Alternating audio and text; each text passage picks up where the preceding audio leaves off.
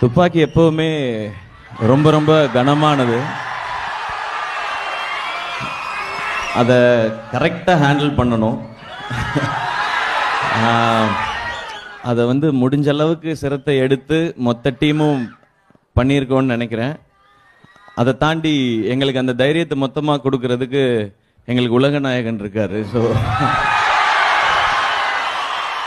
Sir சொன்ன மாதிரி இந்த கதையை நான் அப்படி தான் யோசிக்கிறேன். இந்த கதையை நான் தேர்ந்தெடுத்ததா யோசிக்கல, இந்த கதை என்ன தேர்ந்தெடுத்திருக்குன்னு தான் நினைக்கிறேன். ஏன்னா என்னை பொறுத்த வரைக்கும் மேஜர் முகுந்த் வரதராஜன் அப்படின்றவர் ஒரு சூப்பர் ஹீரோ.